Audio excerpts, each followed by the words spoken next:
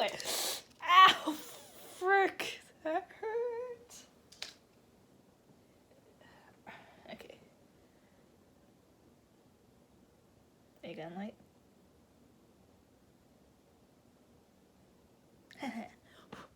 Okay. Let's stick that right there, not too close to the box. Ow, I burnt my thumb. Hey guys, it's I, Jessie, and this is a collective book haul. Oh boy, I've collected these books back since November? It's been a while, hence collective book haul. Let's just get into it. There's a lot of books here. So the first book I got is A Curso, Dark and Lonely by Bridget Kemmerer. I know this is a retelling of like Beauty and the Beast, but the main character girl, she has scoliosis, I think.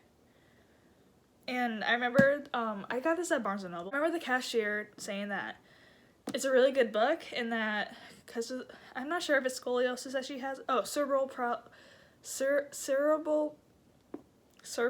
palsy. I apologize. The story doesn't play it as a hindrance to her. It's just something she has, but she's treated normally by her family and everyone, which I thought was pretty cool. And I know it's, like I said, a retelling. Cursed to repeat autumn of his 18th year, Prince Ren of Umberland thought he could be saved easily if a girl fell for him. But that was before he turned into a vicious beast and destroyed his castle, his family, and every last shred of hope. Nothing has ever been easy for Harper, with her father long gone, her mother dying, and her brother constantly underestimating her because of her cerebral palsy. Did I say that right? Ooh! When she tries to save a stranger on the street of Washington, D.C., she's pulled into a magical world. Break the curse, save the kingdom. Harper doesn't know where she is or what to believe. A prince, a curse, a monster? As she begins to understand what's at stake, Ren's hope comes floating back, but powerful forces are standing against Umberland, and it will take more than a broken curse to save Harper, Ren, and his people from utter ruin. Yeah, sounds really good. And you know, I love my retellings. Harper, she has cerebral palsy. I like how they're putting that disability in a book to make it more mainstream, because a lot of people do have that, unfortunately, and it needs to be represented more in books. But yeah, I'm excited to read this book, even though it's a big book. Nearly 500 pages, yay! Yay! The next book I have is The Companion by Katie Allender. And this is like a young adult horror book. The other orphans say Margaret is lucky. Lucky to have survived the horrible accident that killed her family. Lucky to have her own room because she wakes up screaming every night. And finally, lucky to be chosen by a prestigious family to live in their remote country estate. But it wasn't luck that made the Suttons rescue Margaret from her bleak existence at the group home. Margaret was handpicked to be a companion for their silent, mysterious daughter, Agatha. At first, helping with Agatha and getting to know her handsome older brother seems much better than the group home. But soon, the isolated house begins playing tricks on Margaret's mind, making her question everything she believes in about the Suttons and herself.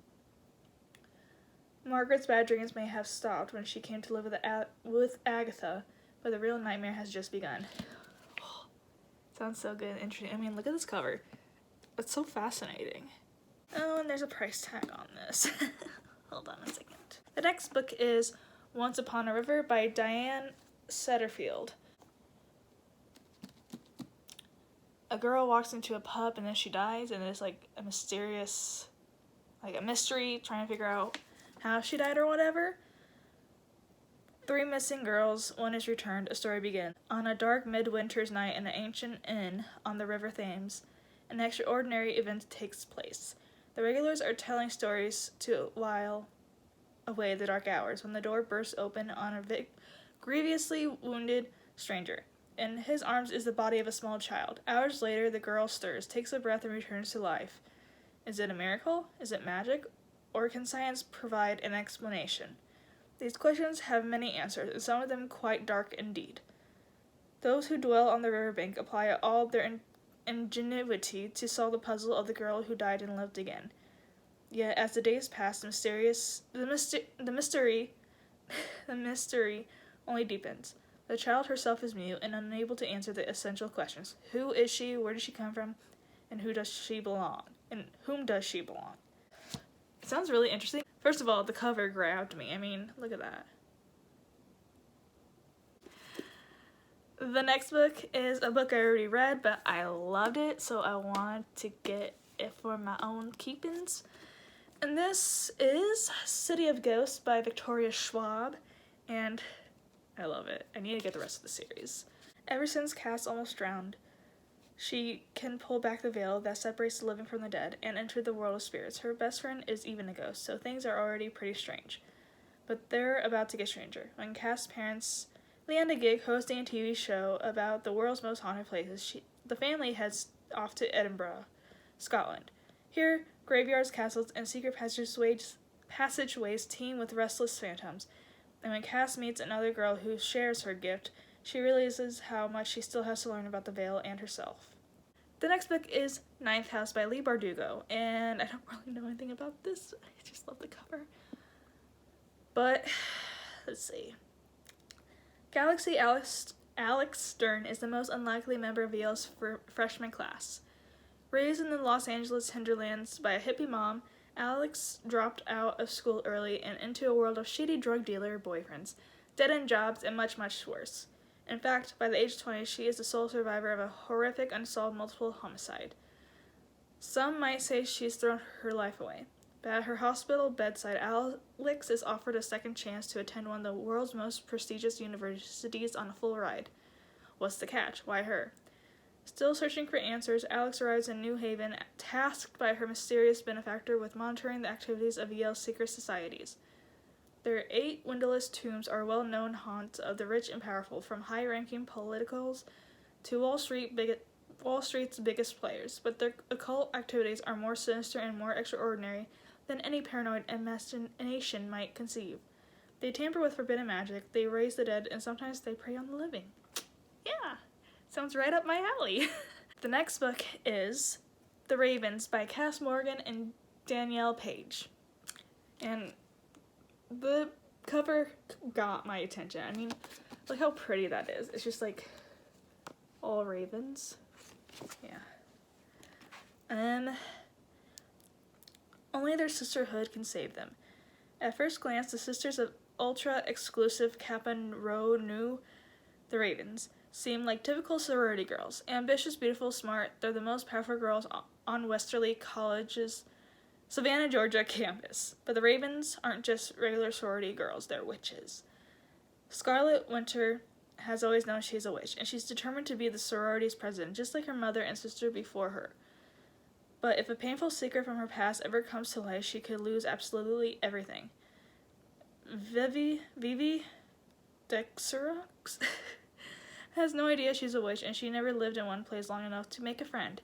So when she gets a covert bid to pledge the Ravens, she vows to do whatever it takes to be part of the magical sisterhood. The only thing standing in her way is Scarlet, who doesn't think Viv is Raven's material. Ooh, sounds good. Okay, so the next book is a book that is not new. Whoa. A book that is not new at all.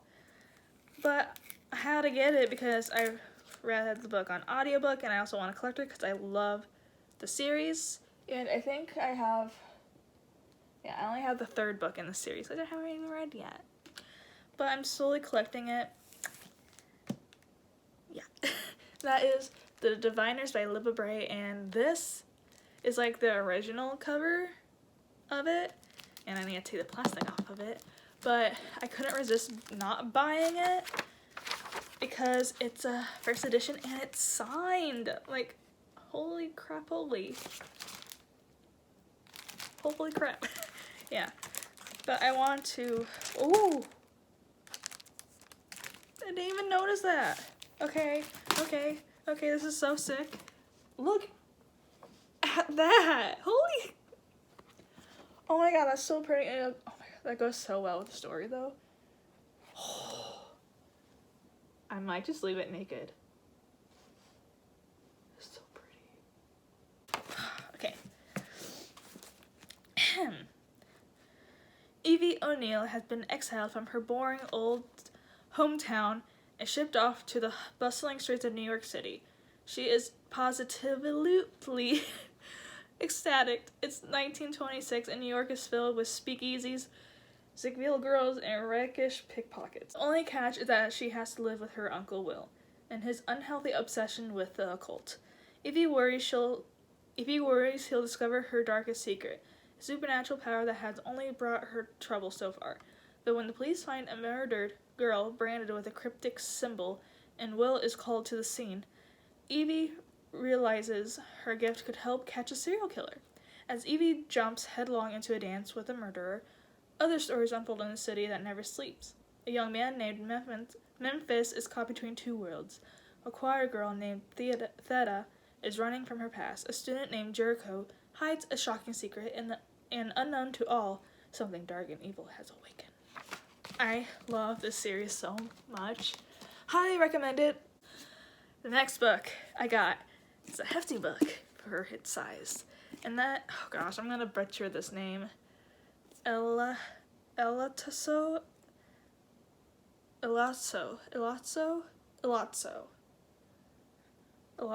by Darcy Little Badger. I don't know if I said that right. I probably butchered it. I apologize. But this is like an indigenous read. Imagine an America very similar to our own. It's got homework, best friends, and pistachio ice cream. There are some differences. This America been shaped dramatically by the magic, monsters, knowledge, and legends of its peoples. Those indigenous and those not. Some of these forces are charmingly everyday, like the ability to make an orb of light appear or travel across the world through rings of fungi. But other forces are less charming and should never see the light of day. Elazo lives in this slightly stranger America. She can raise the ghosts of dead animals, a skill passed down through generations of her Lipan Apache family. Her beloved cousin has just been murdered in a town that wants no prying eyes, but she is going to do more than pry. The picture-perfect facade of Willoughby masks gruesome secrets, and she will rely on her wits, skills, and friends to tear off the mask and protect her family. Yeah, so that's what that's about, and I heard a lot of good things about it, and just people mentioning it throughout BookTube. Let's see how it looks. Ooh, ooh, ooh. Do you see that? Look at that. And it's like a sleek. Ooh, that's so pretty. And I mean, let alone the cover is gorgeous. I mean, look at that. Like, are you kidding me? We're in the last two books from one pile. So yeah. The next book I got is My Sister, the Serial Killer by... I did not prepare myself to pronunciate some of these authors' names. I'm so sorry. I'm gonna butcher this. Anakin Braithwaite. I'm sorry. Cord's sister, Aola, is many things. The fairy child, the beautiful one, possibly sociopathic. And now Aola's third boyfriend in a row is dead, stabbed through the heart with Aola's knife. Cord's practically is the sister saving grace. She knows the best solutions for cleaning blood. Bleach, bleach, bleach, and more bleach. The best way to move a body, wrap in a sheet like a mummy. And she keeps Aola from posting pictures to Instagram when she should be mourning her missing boyfriend. Not that she gets any credit. Cord has long been in love with a kind, handsome doctor at the hospital where she works. She dreams of the day when he will realize that she's exactly what he needs. But when he asks Cord for Elazo's phone number, she must reckon with what her sister has become and how far she's willing to go to protect her. So good. Sounds really good and intriguing. Another book, another sticker. The next book is Umberland Junes by Emily Henry. And I've been looking for this book so hard. But, oh, it says Book of the Month on it, but I didn't get it from Book of the Month. I got it from Half Price Books. But I've been looking for this book for a while. But when June collides, quite literally, with Saul Ingert, sparks fly and everything June has always known is thrown into chaos. Who exactly is this gruff, sarcastic, but seemingly harmless boy who has returned to their hometown of Five Fingers, Michigan, after 3 mysterious years away? And why has June, and O'Donnell, to her core, never questioned her late father's deep hatred of the Ingert family? After all, the O'Donnells and the Ingerts may have mythic legacies, but for all the tall tales they weave, both founding families are tight-lipped about what caused the century-old rift between them. As Saul and June's connection grows deeper, they find that the magic ghosts and coy wolves of Five Fingers seem to be conspiring to reveal the truth about the harrowing curse that has plagued their bloodlines for generations. Now, June must question everything she knows about her family and the father she adored, and she must decide whether it's finally time for her and all the O'Donnells before her to let go. Sounds good, and this cover, so pretty. The next book, these stupid stickers. Why don't I just peel them off when you get them, Jess? I don't know, I guess I just I'm talking to myself. Okay, so the next book is What the Woods Keep by Katja de Beckera. I'm sorry if I butchered that name again, but I mean, look at this cover. Oh my gosh. Okay. On her 18th birthday, Hayden inherits her childhood home, on the condition that she uncover its dark secrets.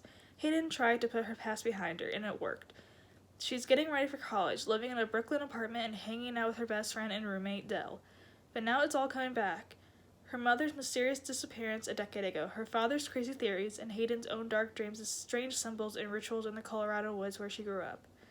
As soon as Hayden arrives at her hometown, Dell in tow, it begins. Neighbors whisper secrets about Hayden's mother. The boy next door is now all grown up in a distracting way, and Hayden feels the trees calling to her to discover something incredible that threatens reality itself. This seems like a fairly short book. Kind of. Like 300, almost 400 pages. But, let's see. Ooh, okay. Ooh. Look at that. Can y'all see that? Pretty cool. The next book is The Beginning of Everything by Christian Ashley. And it is it's like 420 pages long. All I know is that it's like a mythical book.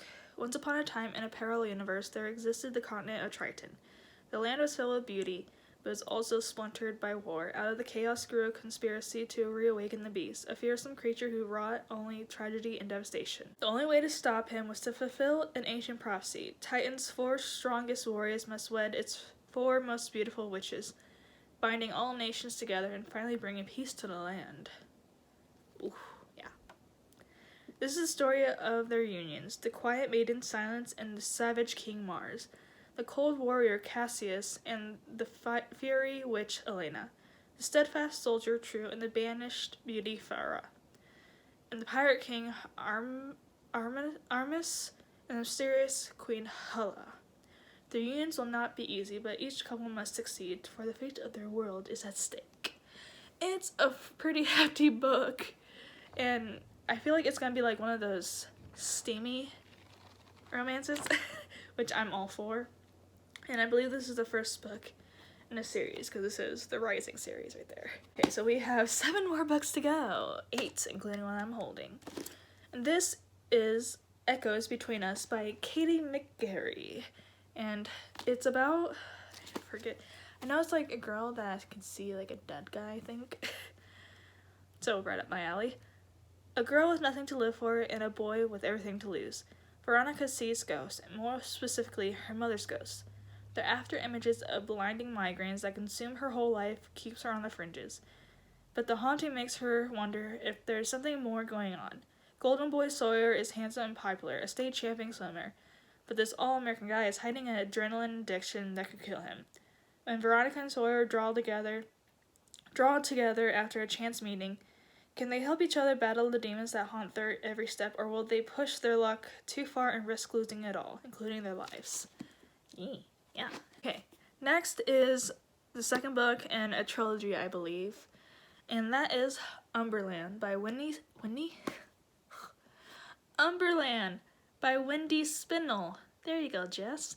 And I'm not gonna say what the description is about because that'd be spoilers, but it's basically a Peter Pan retelling in a dystopian world where it's like of a virus, similar to what we have nowadays. And I believe they're looking for the cure. The next book is a book that I want to start collecting more of this author's books because she's like my favorite author. I love any and all her books. Even if I don't know what the book is about, if it's by her, I will get it. I know, that's very risky. And that is The Problem with Forever by Jennifer L. Armentrout. And I have read this book before. It's been a while because I don't really remember. I had to like go on my Goodreads and like, did I read this book? Said I read this book. I'm like, oh, I can't read this book, but I'm still getting it because it was like $4 at Half Price Books, and it was in the wrong section, which I'm glad. I just browsed all the shelves. But growing up, Mallory Dodge learned that best way to survive was to say nothing. Even though it's been 4 years since her nightmare ended, she's beginning to worry that the fear that holds her back will last for a lifetime. Now, after years of homeschooling, Mallory must face a new milestone, spending her senior year at a public high school. But she never imagined she'd run into Ryder Stark, the friend and protector she hasn't seen since childhood, on her very first day. It doesn't take long for Mallory to realize that the connection she shared with Ryder never really faded. Yet soon it becomes apparent that she's not the only one grappling with lingering scars from the past. As she watches Ryder's life spiral out of control, Mallory must take a choice between staying silent, speaking out for the people she loves, the life she wants, and the truths that need to be heard. I think I remember reading this book, and I was obsessed and loved it, and I'm glad that I own my own copy of it now. So the next book is Bent by Hollis Wynn. I need to be better at pronouncing these authors' names. But this is Kerrigan. Castle may be broken, but she's finally free. Free of the bonds holding her back. Free of painful past. Free just to be. With the death of her mother, it's time to leave her small town behind and find her own way, even if it means letting go of her ideals. A cross-country trip is about to take her to a brand new life she never imagined. When Whit Barclay unexpectedly enters the picture, she begins the ride of her life. One filled with thrills and twists and turns. It's time to figure out where she belongs. It's time to find her way. Will Whit detour Kerrigan from finding her true chance at happiness? Or will he be her North Star pointing to a better life with him? Yes. Okay, so we have 4 more books left. Yeah. So this book I recently just finished reading, and that is Kingdom of the Wicked by Carrie Maniscalco. And that cover. Oh my gosh. It's about Amelia and her twin sister, I think it's Victoria, are I can never pronounce those, witches who live secretly among humans, avoiding notice and persecution. One night, Victoria misses dinner service at the family's renowned Sicilian restaurant. Amelia soon finds the body of her beloved twin desecrated beyond belief. Devastated, Amelia sets out to find her sister's killer and to seek vengeance at any cost, even if it means using dark magic that's been long forbidden. Amelia meets Wrath, one of the wicked, Prince of Hell. She has been warned against and hails since her childhood. Wrath claims to be on Amelia's side, tasked by his master with solving a series of women's murders on the island. But when it comes to the wicked, nothing is as it seems. Yes. So, the third to last book, I recently read this book before I read Kingdom of the Wicked, and that is The Girl in the Mirror by Rose Carlyle. This book, wow, so good, so like mind-blowing and like a psychological mind bend kind of way. I loved it, even though I have one little problem with the ending. Identical twins. One wants what the other has. How far will she go to get it? Twin sisters Iris and Summer are startlingly alike, but beyond what the eye can see lies a darkness that sets them apart. Cynical and insecure, Iris has long been envious of Summer's seemingly never-ending good fortune, including her perfect husband, Adam. Called to Thailand to help her sister sail the family yacht to the Seychelles, Iris nurtures her own secret hopes for what might happen on the journey. But she unexpectedly finds herself alone in the middle of the Indian Ocean, and everything changes. When she makes it to land, Iris allows herself to be swept up by Adam, who assumes that she is Summer. Iris recklessly goes along with his mistake. Not only does she finally have the golden life she's always envied, with her sister gone, she's one step closer to the $100 million inheritance left by her manipulative father. All Iris has to do is be the first of his 6 remaining children to produce an heir. Iris's new life lurches between glamorous dream and paranoid nightmare. On the edge of being exposed, how far will she go to ensure no one discovers the truth? And just what did happen to Summer on the yacht? It's so good. Okay. The next book is The Last Time I Lied by Riley Sager, and I got this book in the book box of Book of the Month, and it just sounds so good. 2 Truths and a Lie. The girls played it all the time in their cabin at Camp Nightingale. Vivian, Natalie, Allison, and first-time camper Emma Davis, the youngest of the group. But the games ended the night Emma sleepily watched the others sneak out of their cabin and into the darkness. The last she or anyone saw of them, Vivian closing the cabin door behind her, hushing Emma with a finger pressed to her lips. Now a rising star in the New York art scene, Emma turns her past into paintings, massive canvases filled with dark leaves and gnarled branches that cover ghostly shapes and white dresses. When the paintings catch the attention of Francesca Harris White, the wealthy owner of Camp Nightingale, she implores Emma to return to the newly reopened camp as a painting instructor. Seeing an opportunity to find out what really happened to her friends all those years ago, Emma agrees. Familiar faces, unchanged cabins, and the same dark lake haunt Nightingale. Even though the camp is opening its doors for the first time since the disappearances, Emma is even assigned to the same cabin she slept in as a teenager, but soon discovers a security camera, the only one on the property, pointed directly at its door. The encrypted clues that Vivian left behind about the camp's twisted origins begin surfacing. As she digs deeper, Emma finds herself sorting through lies from the past while facing mysterious threats in the present. And the closer she gets to the truth about Camp Nightingale and what really happened to her friends, the more she realizes that closure could come at a deadly price. It sounds so good. Oh my gosh. And the last book for this book haul is another Book of the Month book that I got in January? Yeah. The Wife Upstairs by Rachel Hawkins. And this is, I've been told, and it says on here, that it's like a twist in a Jane Austen book. It flips the script on a Jane Rye.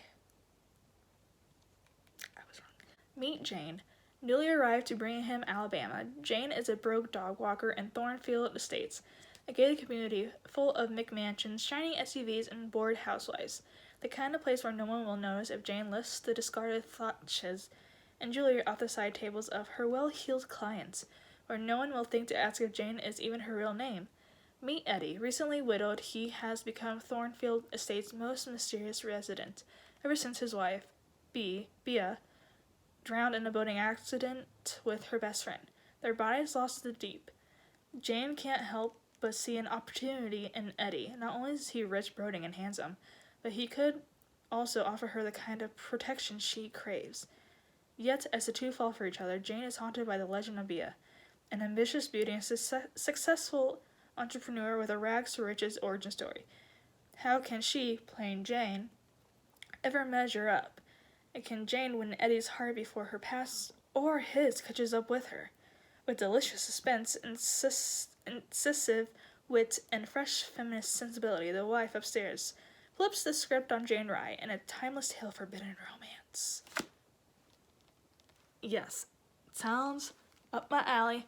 I love it. And it's fairly a short book. It's like, what? Not even 300 pages. Maybe a little bit close to 300. But sounds good. It's my first Rachel Hawkins book. I'm reading.